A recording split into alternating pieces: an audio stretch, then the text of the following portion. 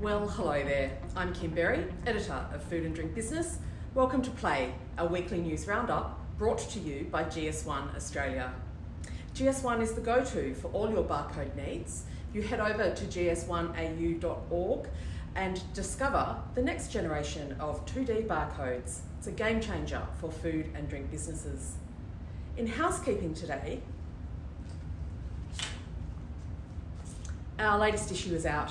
If you're a subscriber, you should have it on your desk by now, but otherwise head to the website for the digital version. As you can see, our cover is all about APPEX, Australia's largest processing and packaging expo, and we also have a comprehensive preview on the inside. You see, before the Hive Awards long lunch on the 16th of May, put in your diary, we have 4 days of an expo that is going to fill the entire Melbourne Convention and Exhibition Centre, with basically as many machines as you can imagine that can fill, sort, seal, process, pack, label, and probably even make you a cup of tea. Yaffa Media will be front and centre with PKN Packaging News, Food and Drink Business, and Print 21, all on hand to make sure you feel like you're there. And obviously, if you are, please come and say hello. Our stand is B095, probably also known as B95. We'll be running our live podcast studio, now synonymous with our titles, and recording videos and news bulletins across the 4 days. Also, very importantly, on the first day, our 3 titles and the International Packaging Press Association will be hosting an afternoon industry forum. More details on the whole lineup next week, but let's just say between 3:20 and 4 o'clock, there'll be a microphone in my hand and a stage of sorts with me leading a panel discussing how brands are stepping up on sustainable packaging. Mondelez's Senior Group Lead for Chocolate and R&D Packaging for Chocolate, Richard Welburn, will be there, as will Arnott's R&D Director for Packaging Development, Alberto Pixero, and SPC's Chief Operating Officer, Matthew McMichael. It's going to be a fantastic conversation. Okay, some news. We've been gripped by half-yearly fiscal reporting. After Woolworths stole the limelight last week, it was Coles' turn this week when it presented its results.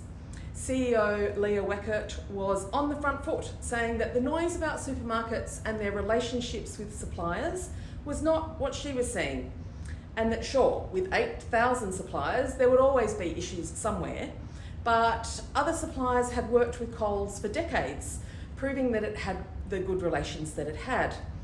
And look, that would be true for some, of course, but wouldn't there be others who are still supplying long term, not because of the fruitful and rewarding relationship, but more a case of sort of grim duty because there's only one other option and maybe it's actually better the devil you know? Anyway, group sales were up to 22 billion, supermarkets revenue was up almost 5% to 19.7 billion, and the group's net profit was $594 million. Supermarkets are really damned if they do and damned if they don't, whatever stance they decide to take. Weckert was saying that Coles only makes about 3 cents in every dollar spent.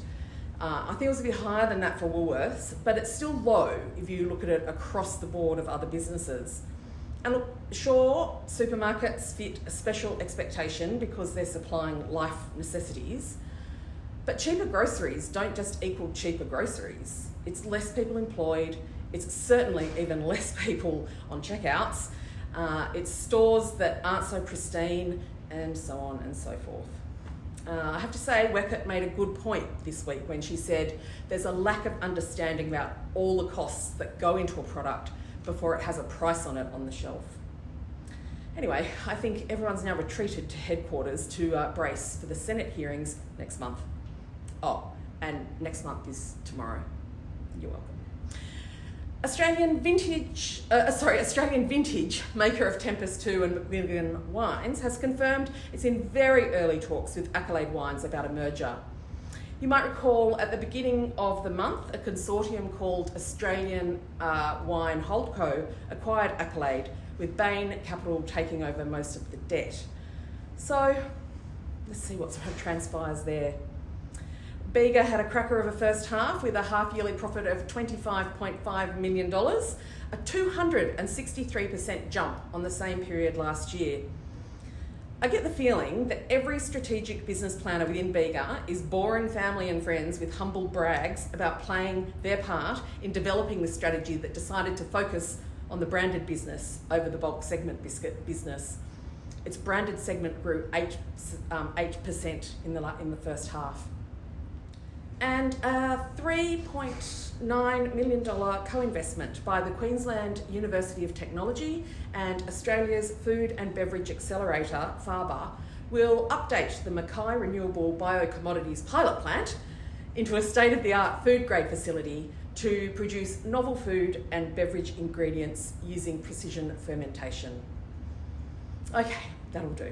For all these stories and more, head to the website foodanddrinkbusiness.com.au. Remember to subscribe and tell your friends. Thanks to GS1 Australia. With that, I'm Kim Berry, over and out.